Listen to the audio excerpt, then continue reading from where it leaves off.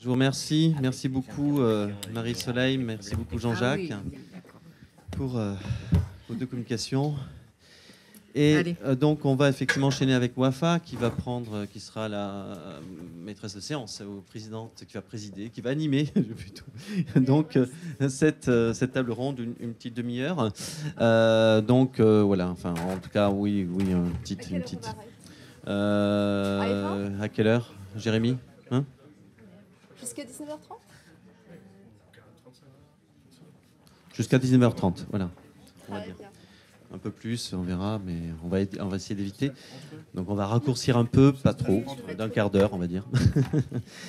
Voilà. Et donc je voulais excuser Nicolas Orbert, qui était effectivement prévu dans les programmes que vous avez, programme papier, qui a dû effectivement partir, qui était prévu, mais il y a un petit enregistrement.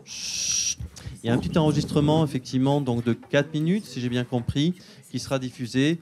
C'était sur une question effectivement assez sensible et à laquelle il est, lui, particulièrement sensible et sur laquelle il avait des choses à dire, qui était la mise en place du DAB+, ou du DAB+. Donc là, effectivement... Alors, on l'a enregistré. Et ça a été enregistré, voilà.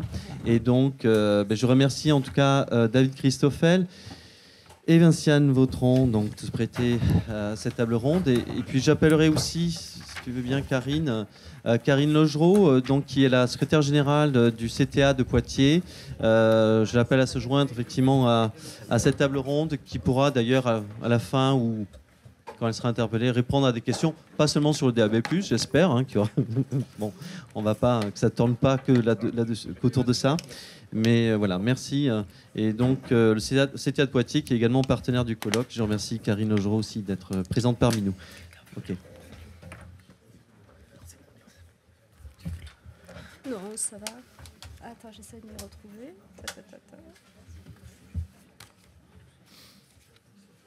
Et c'est dans cet ordre-là. Il n'y a plus personne. Au revoir. Ouais, c'est difficile d'être à la fin d'un colloque. Hein. J'imagine la fatigue et puis le temps fait qu'on a le dos au mur. Merci pour les courageux. Alors, cette table ronde, son titre, la radio, média du futur, ou pas. Combien de fois on a annoncé la mort de la radio lors de la naissance de la télévision et sa démocratisation, également l'arrivée d'Internet et l'explosion des réseaux sociaux et des podcasts, on en parlera. Mais les nouvelles techniques, les nouvelles technologies relancent la radio avec de nouvelles pratiques et de nouveaux usages. La radio média du futur, alors pour y répondre, ou au moins pour lancer le débat, puisque vous serez invité à y participer, Vinciane Vautron, alors vous êtes journaliste, membre du GRER et responsable éditorial de la rédaction de Mons, une des antennes de la RTBF. Et vous avez un projet que vous allez nous expliquer. David Christoffel, vous êtes créateur radiophonique, docteur en musicologie et auteur de La musique vous veut du bien aux éditions PUF et producteur pour France Culture et RTS, c'est ça ? Très bien. Et merci de nous avoir rejoints. Vous êtes Madame Logereau, secrétaire générale du CTA de Poitiers. Et on parlera de... CTA qui est l'instance régionale du Conseil supérieur audiovisuel, je précise pour ceux pour qui ça pourrait être un peu obscur. Très bien. Alors, durant ces 2 jours de colloque sur le thème radio en mobilité, nous avons vu comment les nouvelles technologies entraînent de nouvelles pratiques qui vont vers plus de mobilité et ont modifié l'écoute de ces radios, notamment bien sûr le web et les réseaux sociaux. Alors, qu'est-ce que la radio du futur ? Est-elle déjà là ? Cette mutation va-t-elle changer les cadres de production et surtout la place de l'auditeur ? Le DAB+ s'installe en France. Et dans un article de Philippe Levrier, j'ai trouvé cette anecdote et je la partage avec vous. En 1992, le président de la République de l'époque, François Mitterrand, qui visitait le salon de la radio et où on présentait le DAB, déjà c'était en 1992, s'est exclamé: vous me dites que c'est la radio du futur, eh bien je vous dis qu'un jour, ce sera la radio du passé. Alors le DAB+, s'est-il dépassé alors que le déploiement est en cours ? C'est une vraie question que j'ai posée à Nicolas Orbeau, qui est absent, qui a dû partir. Et je vous propose et je vous propose d'écouter. Alors le DAB+, ça fait plus de 20 ans qu'on en parle. Le déploiement commence à se mettre en place ici en France. Est-ce que ce n'est pas déjà trop tard? Alors, j'en ai aucune idée, à vrai dire, si c'est trop tard ou trop tôt. Ce que je sais, c'est que le DAB, c'est une opportunité pour pas mal de gens. Qu'est-ce que ça apporte aux radios? À votre radio, à vos radios? Par exemple, il y a des radios qui ne sont pas autorisées, qui n'ont pas eu la chance, ou qui n'étaient pas d'ailleurs des jeunes gens, plus jeunes gens, qui n'étaient pas là à l'époque de la FM, en tout cas quand elle s'est distribuée, qui aujourd'hui s'intéressent au hertzien. Le hertzien, c'est un espace qu'on peut qualifier de public, parce que c'est un espace qui appartient à l'État français, donc qui correspond à une population qui est celle donc, de la France métropolitaine, voire même des pays ultramarins, des régions ultramarines. Voilà, il n'y a pas de péage. Énergie, par exemple, ne paye pas de fonds de commerce pour faire une entreprise en France, avec le hertzien. Donc pourquoi est-ce qu'il n'y aurait pas effectivement une réaffirmation d'utiliser ce spectre hertzien? Parce que si on le laisse tomber, il sera utilisé à des fins commerciales, etc. Donc voilà, mobilisons-nous sur ce spectre hertzien. Venons en complément de la FM. Après, oui, ça a des défauts, évidemment, mais déjà, ça crée des nouveaux programmes. Enfin, en tout cas, l'idée de départ, c'est quand même de donner une offre beaucoup plus large au public, puisqu'on mutualise les fréquences, on multiplexe les fréquences. Ça permet d'avoir 13 programmes sur une excursion, certes, un peu plus grande qu'une fréquence simple, mais quand même, on est loin des 30 radios, ou 15 radios qu'il y a sur une métropole moyenne. On peut aller jusqu'à 150.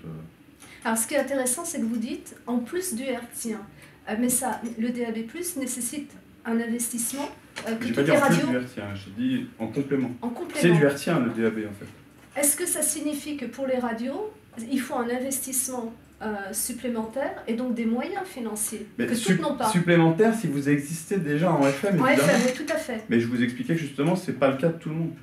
Et que là, c'est l'occasion de voir arriver de nouveaux programmes. Une offre enrichie.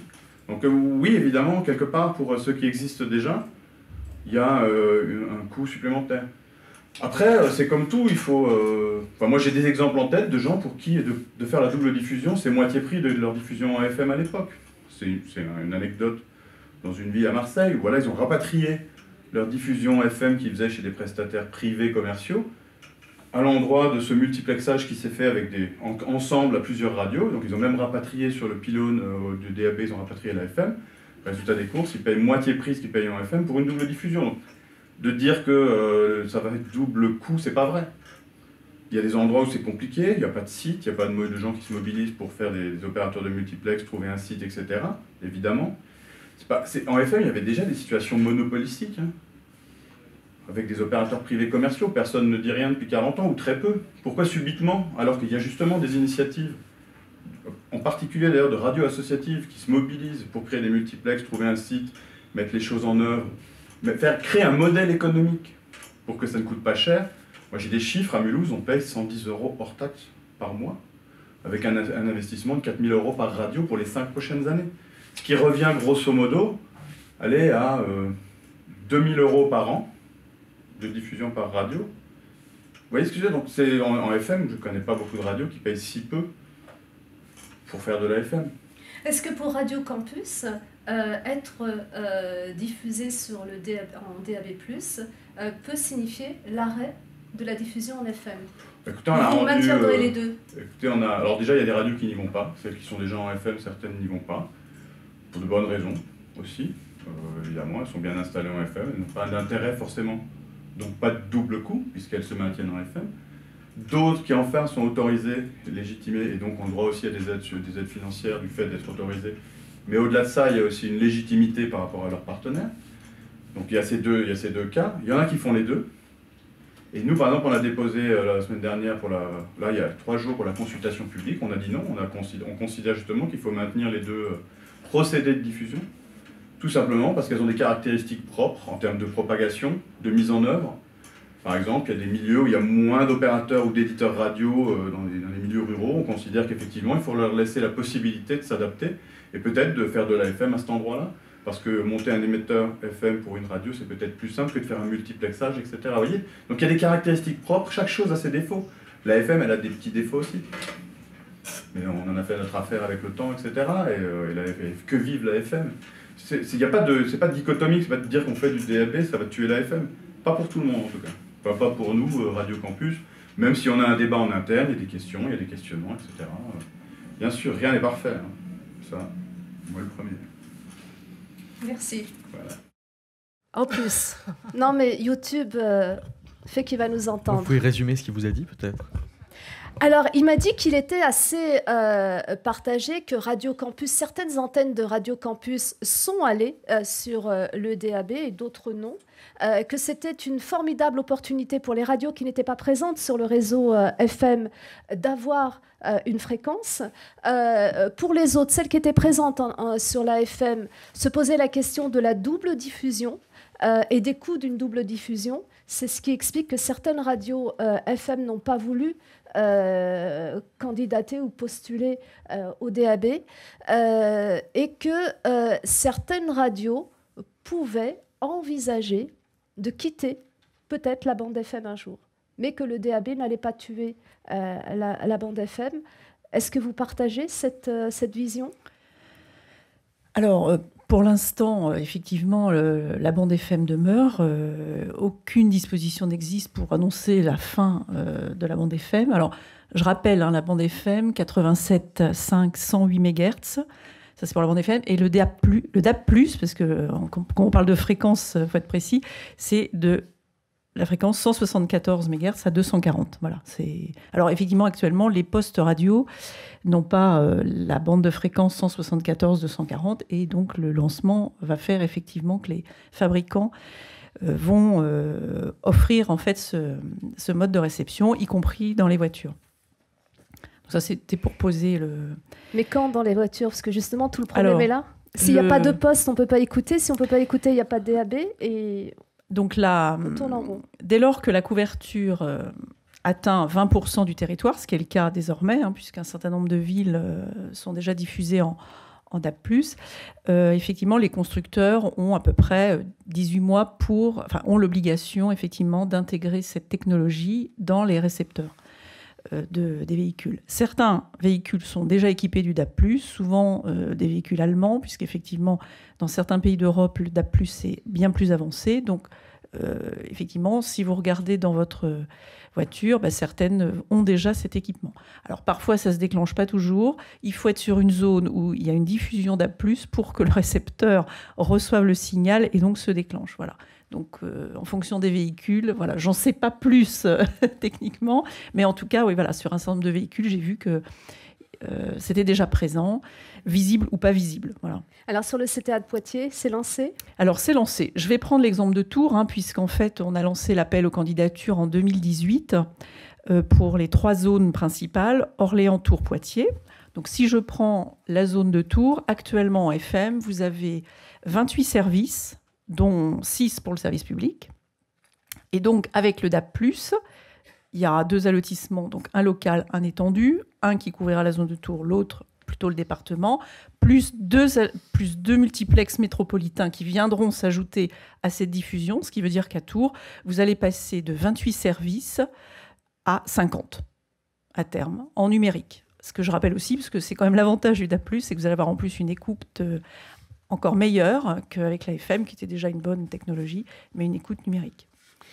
Merci. Alors, pour qu'on puisse se parler, puisque l'objectif, c'est de vous donner également la parole, je vais vous demander à chaque fois de répondre 5 minutes maximum. Vinciane, je commence avec vous. Aujourd'hui, la radio, ce n'est pas seulement du son, c'est de l'image, du texte, de la vidéo. La radio se décline pour être présente sur tous les supports et elle va donc vers plus de mobilité. C'est votre travail au sein de votre rédaction. Est-ce que pour vous, cette pratique du cross-média, c'est déjà l'avenir de la radio ? C'est déjà la radio du futur ? Alors, pour resituer vraiment en 2 mots mon travail, donc je suis responsable d'une rédaction régionale à la RTBF, donc la radio-télévision belge francophone, et on a adopté depuis un peu plus d'1 an le réflexe 360, c'est-à-dire que quand on décline un sujet, on va le faire en radio, en télé, en web. Pour l'instant, la radio est encore traditionnelle, c'est-à-dire qu'on apporte, on fait des reportages sonores, mais on est en train de réfléchir et de construire un nouveau studio qui va permettre d'intégrer beaucoup plus d'aspects visuels, d'aspects interactifs, etc. Et donc, c'est pour ça que je souhaite en fait que cette communication soit interactive dès maintenant, parce qu'en fait, je suis en train de réfléchir à un projet éditorial. Et vous voulez qui vous aide. Et voilà, je voudrais votre aide et votre réflexion surtout, parce que je réfléchis au fait que comment garder la spécificité de chaque média quand on est dans une rédaction où on demande justement d'être 360 et donc d'avoir un sujet qui se décline sur tous les médias et ne pas être redondant. Parce que ce que je constate aujourd'hui, c'est que finalement, ce qu'on fait dans la pratique professionnelle, c'est qu'on va faire un reportage en télé, on va extraire un son qu'on va passer en radio et on va faire un web, mais toujours avec le même contenu et pas forcément avec un angle et pas forcément avec un aspect spécifique. Et donc, je suis en train de réfléchir à un vrai projet éditorial où on réfléchirait vraiment en amont plutôt que ici prendre la matière qu'on a sur le terrain et puis après de la proposer aux différentes antennes, mais vraiment de réfléchir en amont, notamment pour les marronniers, etc. Et vraiment d'essayer de trouver quelle est la bonne manière de parler de cette information sur tel ou tel support. Et donc, j'en suis arrivée à me replonger dans ma thèse qui parlait justement des émissions interactives à la radio et en me disant, mais finalement, c'est quoi la spécificité de la radio? Qu'est-ce qui fait le sel? C'est quoi la substance osseuse de la radio? Alors, moi, j'ai quelques idées en tête, mais je me demandais si vous en aviez. Qu'est-ce qui fait pour vous que vous allez plutôt écouter la radio que de regarder la télé?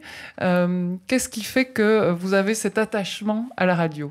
Alors, Vinciane, ce que je vous propose, c'est le temps qu'il réfléchisse et qu'il... parce qu'il faut quand même un peu de temps. La question parce que est je veux une complexe. réponse. Hein. Je vais aller voir mon voisin, David Christoffel. Nous allons parler avec vous du podcast. Ça peut vous intéresser aussi.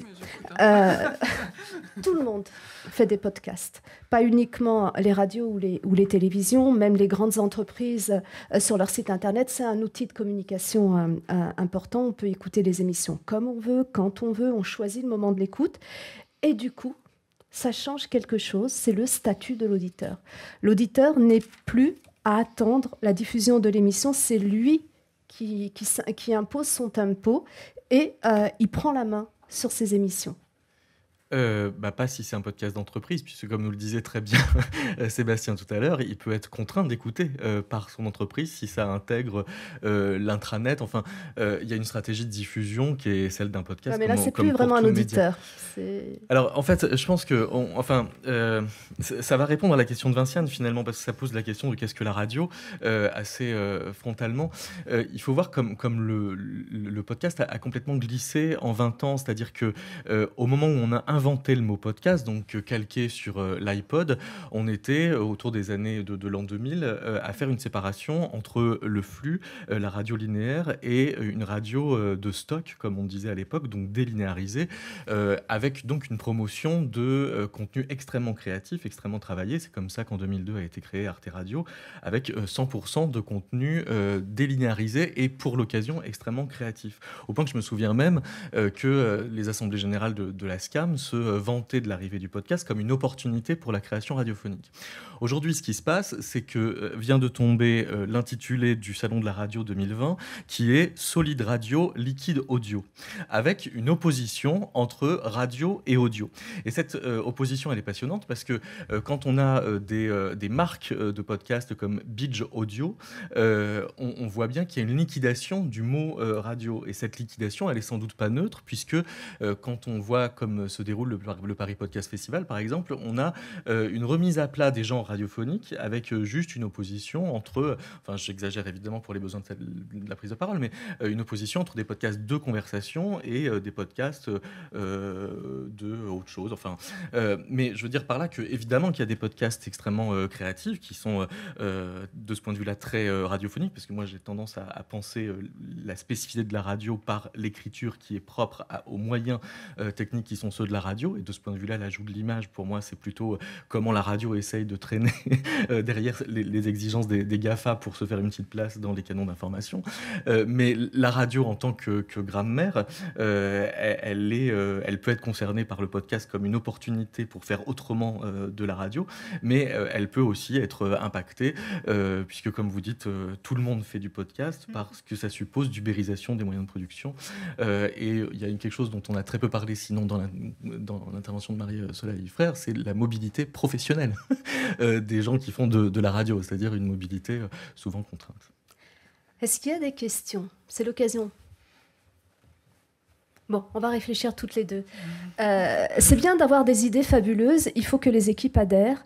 Je vais vous raconter juste une petite histoire.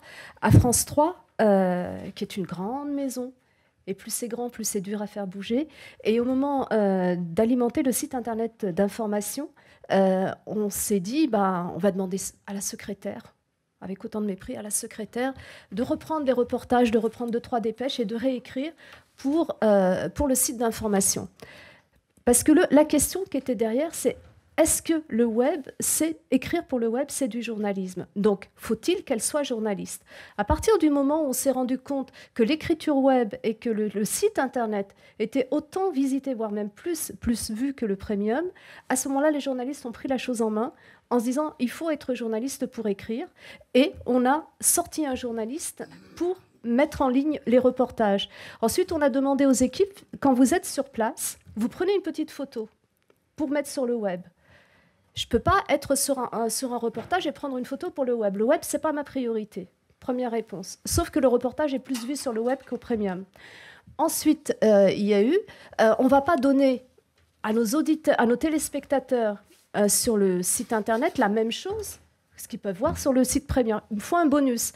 Donc, vous allez faire des interviews un peu plus longues. Comme vous le savez, on fait des interviews d'à peu près 3 à 10 minutes et on ne prend que 30 secondes.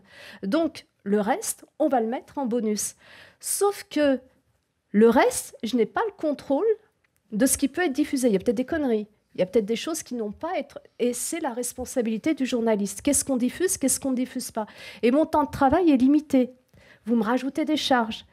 Donc, est-ce que les journalistes fonctionnent avec vous et sont prêts à travailler plus pour gagner autant?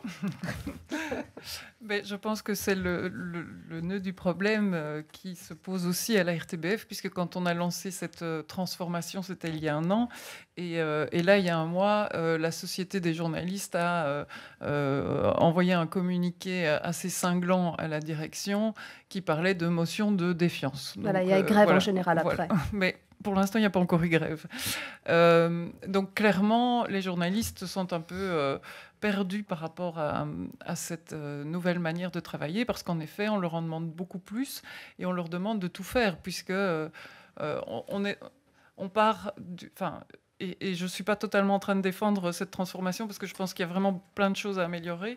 Mais le principe de départ, c'était de se dire que tous les journalistes savaient tout faire, de la radio, de la télé, du web, et donc on pouvait les envoyer sur le terrain en leur donnant un peu plus de temps, mais qu'une personne allait tout faire. Et moi, je trouve qu'ici, 1 an après... ce qu'on arrive, le constat, c'est que finalement, il y a une uniformisation des contenus. Or, je pense qu'il y a moyen justement d'avoir un contenu différent en fonction des supports. Et je trouve qu'on n'y est pas. Et donc, je pense que pour convaincre les journalistes, je pense qu'ils ont besoin de rêver. Ils ont besoin de rêver à une meilleure mise en valeur de leur expertise. Et du temps qu'ils peuvent y consacrer pour justement développer ces aspects-là des choses. Et pas que ce soit juste une couche en plus. Voilà. Est-ce que vous voulez l'aider dans sa réflexion? 1, 2, c'est bon, il y en a. Voilà. C'est très intéressant. En fait, dans le passé, dans le schéma classique, on disait souvent que la radio annonce, la télévision montre, et la presse écrite explique. Maintenant, on est dans une situation où les radios, quand on parle de la radio, c'est aussi le son, l'image. Et quand on va sur les sites d'un journal écrit, c'est aussi le son, c'est aussi l'image, en fait, et c'est pareil pour la télévision. Et selon vous, qu'est-ce qui fait la différence maintenant entre ces trois médias traditionnels et dans le contexte actuel? C'était la question que je vous posais, mais alors, j'ai quand même quelques pistes à explorer. Je pense qu'il y a, en effet, le son, ça reste l'élément majeur de la radio, mais on y ajoute de l'image maintenant pour compléter l'information. Et même maintenant, on en a parlé tout à l'heure en disant que la radio devenait le téléphone devenait le transistor du 21e siècle. Moi-même, j'écoute la radio sur mon téléphone parce que je ne sais pas capter la radio dans ma salle de bain. Donc, j'écoute sur mon smartphone. Et donc, là, j'ai un contenu supplémentaire parce que je vois le studio, je vois les photos qu'on a ajoutées au reportage, etc. Mais la radio doit se suffire à elle-même. Donc, le même contenu doit passer en radio sans image et on doit tout aussi bien comprendre le sujet. Donc je pense qu'il y a ça, mais il y a plein d'autres choses. Mais je voudrais d'abord vous entendre avant que moi je donne mon avis. J'ai l'impression que c'est comme si aujourd'hui la radio n'avait pas suffisamment confiance en elle, alors même qu'il y a de plus en plus de gens qui s'intéressent à la radio, qui a des écrits sur Internet, par exemple, des revues, même, je sais pas, Télérama va faire des choses sur le podcast, etc. Pourquoi la radio a souvent utilisé les autres médias pour en parler? On parle du cinéma, ou on parle des arts, du théâtre, on va utiliser les articles, la presse quotidienne va nourrir la radio. Je pense qu'aujourd'hui, la radio pourrait nourrir, elle, les autres médias. Mais pour ça, il faut faire bien de la radio. Et aujourd'hui, on déforce les équipes pour mettre de l'argent sur des équipements et pour faire en fait de la télé au rabais, par exemple. Alors qu'en fait, ça serait peut-être bien de faire bien de la radio et éventuellement d'utiliser les nouveaux outils qui permettent de faire de la radio pour faire de la radio de manière innovante et aussi de manière innovante au niveau mobile. Et je crois que l'image n'apporte rien, par exemple, là-dedans. Et je vais vous prendre un exemple vraiment concret d'erreurs de positionnement qui peuvent être faites quand on veut faire du réseau social, par exemple, alors qu'on fait de la radio. C'est Radio Nova quand ils ont lancé l'émission avec Édouard Baird, la matinale. Ils ont fait une vidéo à chaque fois, mais juste très courte et très bien faite, d'Édouard Baird qui faisait ses improvisations. En fait, les taux d'écoute de Radio Nova n'ont pas du tout suivi. Ils ont mis de l'argent sur cette émission pour Édouard Baird, son équipe, mais aussi pour filmer, pour faire tout ça. En fait, ils ont eu énormément de vues sur Facebook. Qui c'est qui engrange de l'argent derrière avec tout ce flux de personnes? C'est Facebook qui vend des datas, qui, eux, sont une régie publicitaire, vendent de la pub. Donc là, la radio, en faisant du 360, alimente un autre média qu'elle-même et perd des auditeurs et fait gagner de l'argent à quelqu'un d'autre. Donc je dis peut-être c'est bien de faire bien son travail et d'attendre que les autres en parlent, quoi. Peut-être parce que c'est un peu le prolongement, faire bien son travail. Moi, j'attends de la RTBF, par exemple, qu'elle reprenne en considération l'importance de l'écriture sonore, qui a totalement disparu. Pourquoi ? Parce que les gens qui faisaient ça, petit à petit, sont en train de disparaître et ne sont pas remplacés. Parce qu'on considère qu'au mieux, on met des journalistes. Et en fait, la radio, c'est pas que du journalisme et de l'information.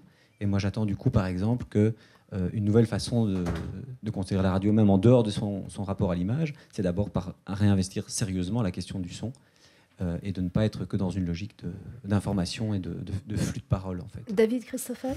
Moi, j'abonde à fond avec ce qui vient d'être dit, mais ça suppose aussi une espèce de remise à plat de ce qu'on veut, parce que là, on est quand même beaucoup dans la description de notre rapport aux technologies, au point de évincer un débat sur qu'est-ce que en quoi on vit de radio. Enfin, moi, ce qui me frappe, c'est que j'anime un club radio dans à Télécom Paris, une école d'ingénieurs, et en fait, tous les étudiants qui participent à ce club radio sont autant de jeunes de 20 ans qui n'écoutent pas la radio, qui n'écoutent pas les podcasts, mais qui ont vraiment un fervent désir de faire de la radio et qui n'est absolument pas commensurable avec un désir de faire de la télé. Là, pour le coup, ils font bien la différence dans leur désir. Et donc, moi, de ce que j'entends dans ce que vous dites, c'est effectivement parce que quand même, à l'arrivée, votre arbitrage, c'est l'audience. À l'arrivée, vous dites, finalement, Nova s'est planté dans les sondages. À l'arrivée, c'est qu'encore Médiamétrie qui décide. Et je pense qu'il faudrait réussir à valoriser les médias, non pas pas au nombre de clics qu'ils font sur les réseaux sociaux et même pas au nombre de parts de marché ou au nombre d'auditeurs qu'ils ont, mais par exemple au nombre de personnes qui font parler sur leur antenne. C'est-à-dire véritablement avoir un débat démocratique sur les critères citoyens qu'on donne dans l'évaluation qu'on fait de nos médias radiophoniques. Et ça, moi, c'est un débat que, si, on l'a avec Nicolas Orbert, par exemple, mais, dont je me sens véritablement orphelin. Question suivante. Oui, non, je voulais apporter une contribution à votre question. Pardon. Au-delà de l'enrichissement du son avec l'image, avec le texte, etc., il y a une chose qui m'étonne. Aujourd'hui, on écoute la radio aussi sur ce device-là, mais on écoute la même radio qu'on écoute en FM, hein, avec un transistor. Je trouve ça très bizarre. Moi, j'aimerais pouvoir écouter la même émission sur ce device-là, en revenant à 19h sur l'émission, parce que je l'attrape maintenant à 19h20, elle a démarré à 19h, j'aimerais revenir en arrière et écouter tranquillement mon émission. J'aimerais aussi pouvoir faire une pause, parce que le téléphone sonne, et votre émission me passionne, et quand je réponds au téléphone, je perds 5 minutes de votre émission. Je ne comprends pas pourquoi on ne le fait pas, alors que techniquement, on peut le faire, mais il y a peut-être des radios qui le font, mais c'est très peu fait. On me dit que techniquement, c'est possible. Oui, sur Ovio... Techniquement, c'est possible depuis 5 ou 6 ans.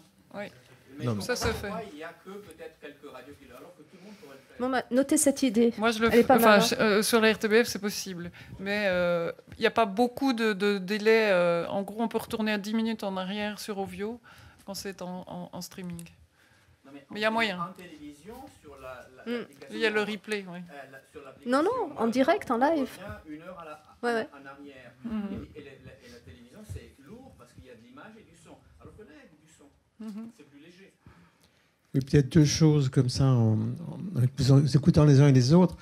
On parle de podcast, on parle de radio, mais est-ce que c'est de la même chose dont on parle? C'est-à-dire que moi, j'ai quand même l'impression que l'essentiel du podcast, c'est du stock. Tandis qu'une bonne partie de la radio, c'est du flux aussi, quoi. Et qu'une des particularités de la radio par rapport au podcast, paradoxalement, c'est d'être dans le flux. Alors que ce qu'on défend par ailleurs, on peut dire il faut que la radio se remette dans le stock, quoi, hein. Et donc, si on veut développer la créativité, les univers sonores, tout ça, c'est un discours de développement de la radio de stock, avec des radios de création, etc. Mais peut-être que ça, c'est l'univers du podcast demain. Et que l'univers de la radio, il est plutôt dans le flux que dans le stock. La deuxième chose, c'est que tout ce que j'entends dire ici pour l'instant, c'est de l'ordre de la production. À part Albino qui a commencé à parler d'autres choses, en gros, on parle très peu du fait que la particularité de la radio, par rapport aux autres médias, c'est ses conditions de réception. Et que donc, c'est en fonction des conditions dans lesquelles on est pour intégrer un message qu'il faut peut-être déterminer quel est le contenu de ce message. Et jusqu'à preuve du contraire, à l'heure actuelle, ce qui fait la particularité de la radio, c'est que justement, c'était un média multifonctionnel, c'est-à-dire qu'on va faire d'autres choses en même temps que son usage, tandis que la plupart des autres médias requièrent au moins de faire autre chose, de ne pas faire autre chose en même temps, sauf si on est sur deux médias, style réseaux sociaux, plus voilà quoi. Alors que la radio, c'est sa disponibilité, c'est son essence de permettre la disponibilité de l'auditeur à faire d'autres choses. Peut-être que si on part dans ce sens-là, on peut aussi regarder les choses un peu différemment. Moi, le podcast est devenu de flux. On peut dire. C'est-à-dire que l'explosion du podcast depuis 3-4 ans, c'est du podcast qu'on n'écoute qu'une fois, qui s'amoncelle dans nos flux RSS, enfin qui se... On parle de flux RSS. C'est pas qu'un jeu de mots, c'est-à-dire que c'est vraiment une espèce de suite. C'est aussi, je veux dire, un horizon de consommation.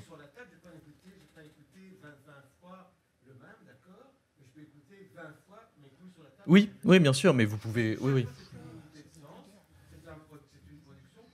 Oui, c'est une production de stock.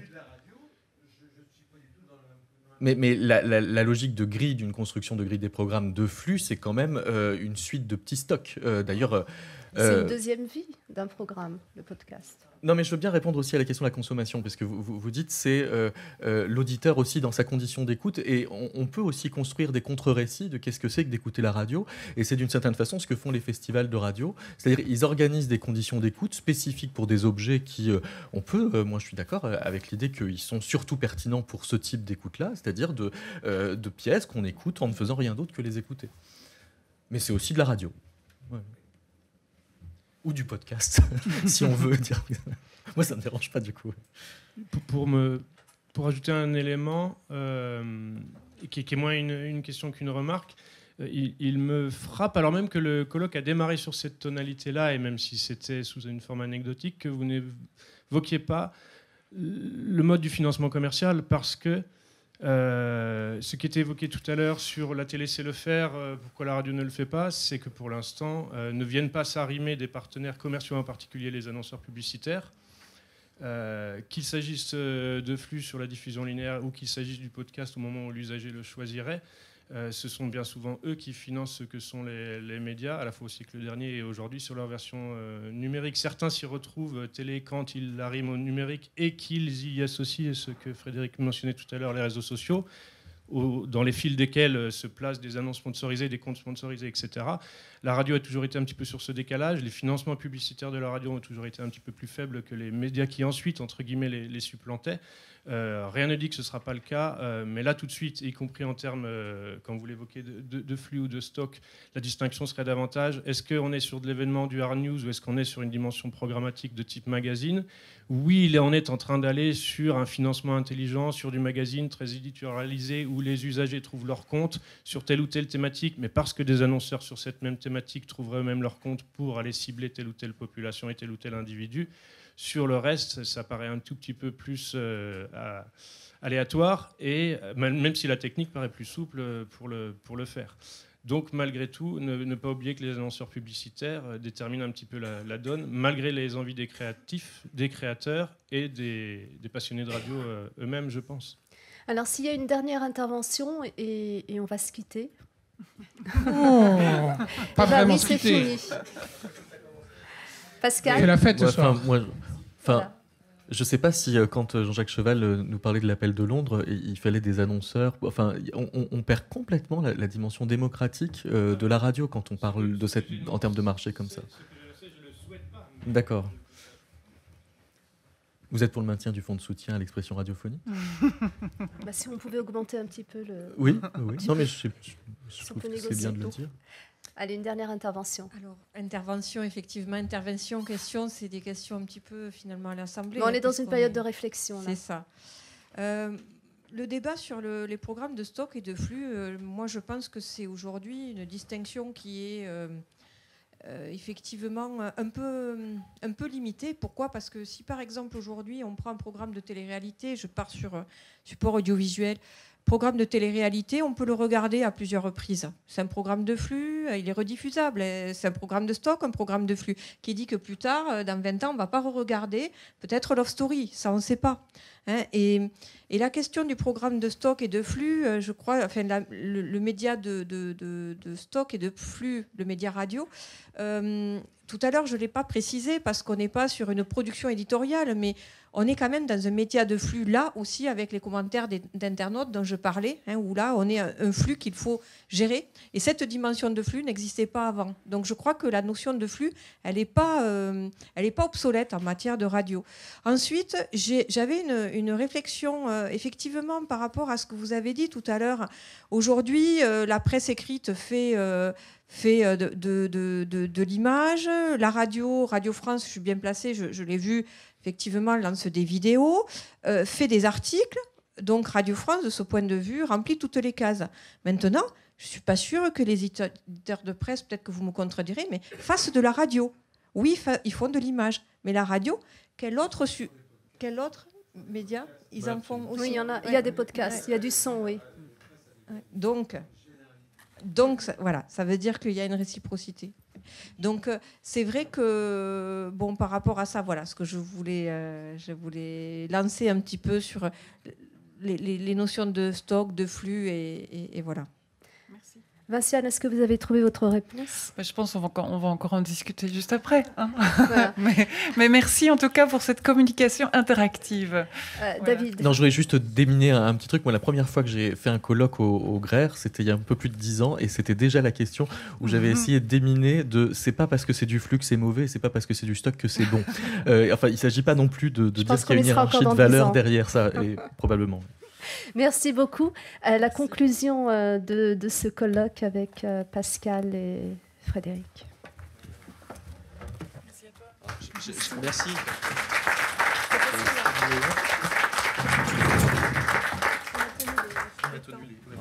On aurait bien aimé vous entendre plus longtemps et j'en suis désolé. Parce que j'aurais des choses à raconter à Vinciane pour voilà.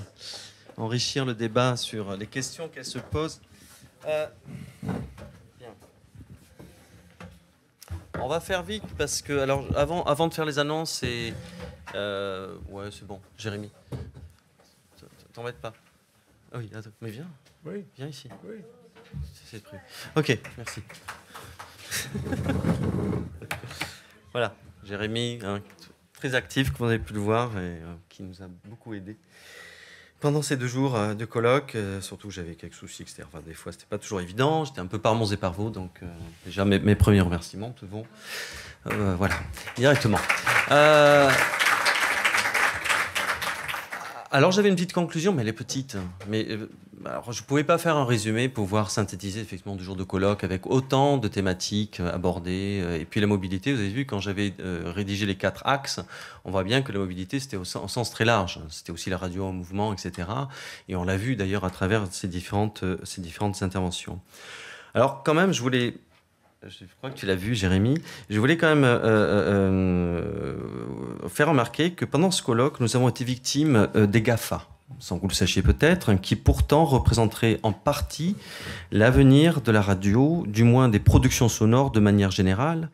Évidemment, les GAFA via nos smartphones, comme l'ont montré de manière frappante en termes d'audience les communications de Bélène Monclou et Albino Pedroia. Via Internet de manière plus générale, car YouTube, comme je le dis à mes étudiants, s'écoute aussi. Via les enceintes connectées de Google et Amazon qui dominent le marché, même avec l'arrivée d'alternatives comme Sonos, donc alternatives françaises. Je disais donc que nous avons été victimes des GAFA précédemment. Comme le signalait un tweet de Gustavo Gomes Mejia, que je remercie également, que je remercierai après, qui était présent avec nous, qui faisait partie de l'organisation. Donc ce tweet précisait les robots du copyright de YouTube identifient un élément sonore dans la présentation d'un conférencier et bloquent ipso facto le live streaming.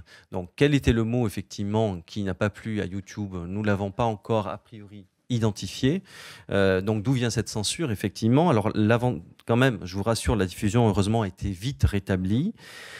Et là, je me posais une question, serions-nous finalement revenus au temps de TDF et de ces fourches codines, quand il fallait faire taire finalement des radios un peu trop libres, puisque non autorisées, et dont la mobilité salvatrice passait notamment, comme le rappelait Frédéric, par le déplacement de petits émetteurs, voire de matériel léger de production.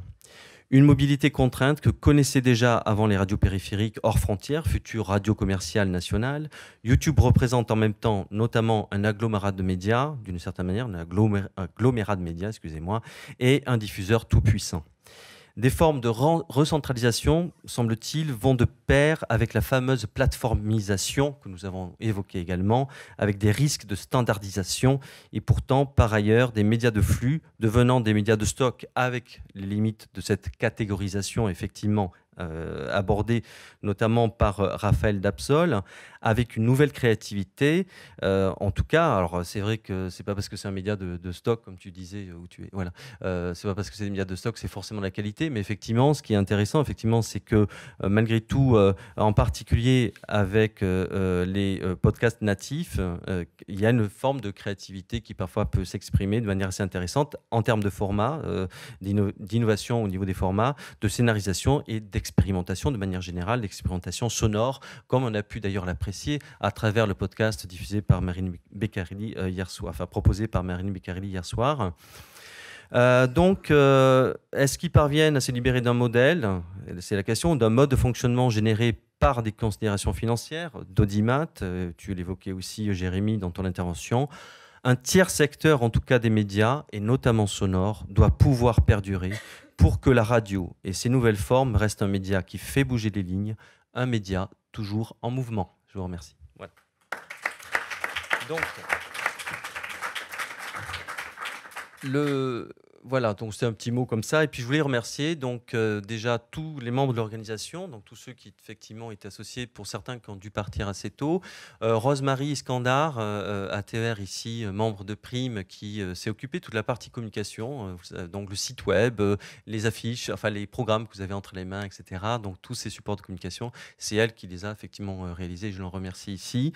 On a effectivement donc parmi les membres de Prime, il y avait Gustavo Gomez Mejia, Samuel Tietz, qui donc sont des collègues de Prime qui ont effectivement donc participé également à l'organisation de ces 2 jours. Et puis Jérémy, qui alors lui n'était pas officiellement dans le comité d'organisation, mais qui effectivement a une maîtrise de ce genre d'événements. Voilà, déjà pour le premier colloque YouTubers qui avait été organisé par Prime il y a 2 ans déjà, je crois. Et puis donc pour l'équipe Prime, je crois que j'ai fait le tour. Donc je voulais également remercier bien sûr tous les membres du GRER donc qui faisaient partie du comité d'organisation, donc nos asthmati, Anne-Caroline Fievé. Donc ensuite, alors j'ai oublié des gens effectivement, excusez-moi. Sébastien Poulain, non mais j'ai oublié des gens avant. Sébastien Poulain, et donc merci effectivement pour voilà, votre aide pendant ces 2 jours. J'ai oublié quelqu'un ? Non. Et puis, oui, j'ai oublié, je remercie beaucoup Kelbert qui est juste devant moi et Sidi Clé. Ils sont membres de Prime, donc non pas du GRER, hein, donc j'aurais dû les évoquer avant. Merci beaucoup Kelbert et Sidi Clé pour effectivement leur aide. Kelbert qui a été effectivement aussi très efficace sur notamment la réalisation des chevalets, de tous les tickets, etc. Et voilà, des choses qui ne sont pas forcément évidentes, pas toujours voilà, marrantes à faire. Merci beaucoup. Je voulais également remercier Valérie Goulon qui a fait un gros travail pour le secrétariat donc de ce colloque. Donc qu'elle en soit remerciée chaleureusement, Valérie. Je remercie également plusieurs personnes. C'est Olivier Rollin, donc l'administrateur de la Villa Rabelais hier soir, qui effectivement nous a permis de partager ce beau moment. Je remercie également Florence Dambrine, donc du service de communication de l'Université de Tours, qui a été également très efficace quand j'ai dû la solliciter. Et enfin Hervé Tang également pour la comptabilité ici assurée voilà, à l'IUT. Et c'est pas toujours facile, je dois vous le dire, entre les 2 villes factures, des fois on s'y perd un peu.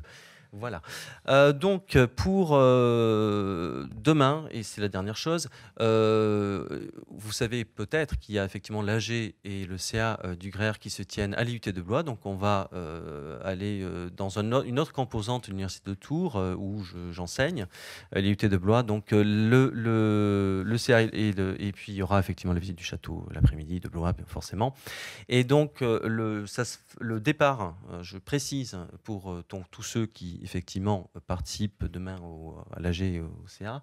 Le départ, c'est à, on va dire, 8h45 à la gare de Tours. Donc voilà, gare de Tours, on peut se retrouver devant la gare de Tours, on va se reconnaître, hein, on n'est pas si nombreux que ça. Et puis donc, on va dire 8h45 pour être certain d'avoir tout le monde voilà, à l'heure. Et donc voilà, c'est tout, je crois, pour demain. Et pour, de toute façon, ce soir, les informations, je les ai envoyées par mail aux personnes qui effectivement étaient concernées. Donc je ne m'étendrai pas plus et je vous remercie en tout cas tous chaleureusement d'être restés aussi tardivement et pour ce colloque effectivement qui était très dense sur ces 2 journées. Merci. Voilà, au nom du GRER, je voudrais m'associer à la fois au remerciement de Pascal, mais aussi remercier Pascal qui a porté ce projet depuis 2 ans, vu que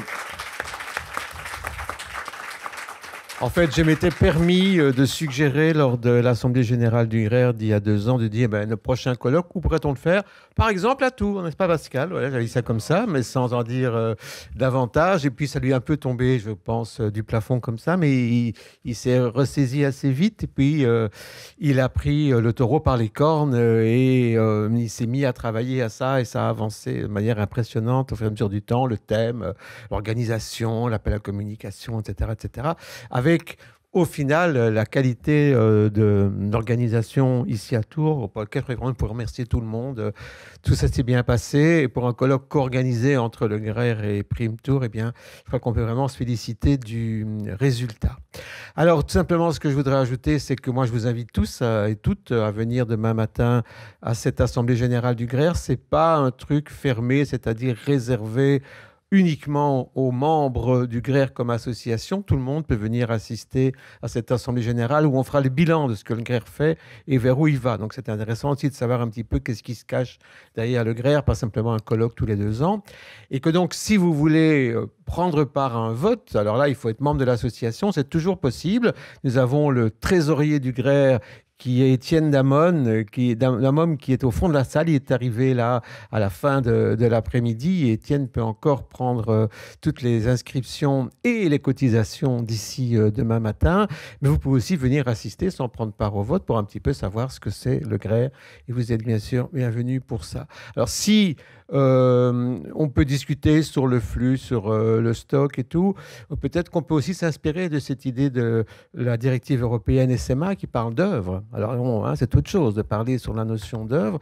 Et enfin, là, on peut dire qu'en tout cas, ce qu'on a fait pendant 2 jours, ça, c'est une fameuse œuvre. Et je crois que tout le monde a œuvré à ce que ce colloque soit une réussite. Merci beaucoup.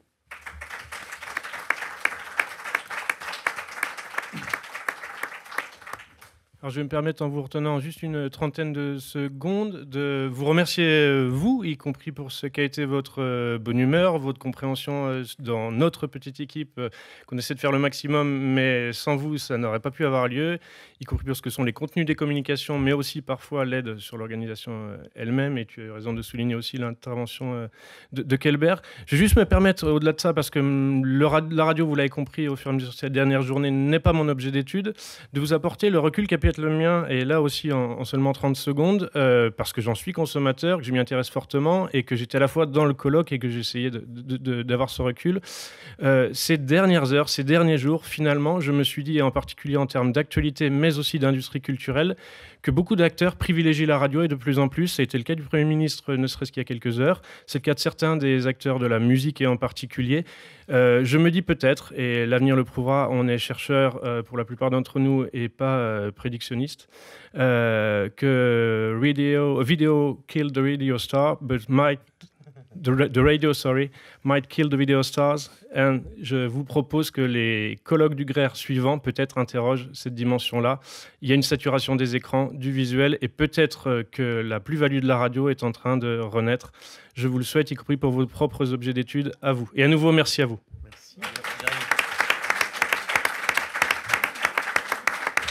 Alors, très rapidement, comme j'ai fait rapidement, je remercie à nouveau Gustavo et là, comme Yvan, effectivement, nous étions diffusés sur YouTube. Voilà, bon, des fois, on n'a pas le choix. Nous étions sur la chaîne Prime. Donc, et donc, je voulais remercier Arnaud et ses 2 collègues, Arnaud et Julien, pour effectivement avoir permis donc, cette couverture, cette captation et ce live streaming pendant 2 jours et qu'ils s'en soient vraiment remerciés. Et puisque là, on va clore, donc on va couper. Merci à eux. Et on va leur crier un petit coup dans l'oreille. Ça leur fait toujours plaisir. Merci à vous 3. Merci à tous.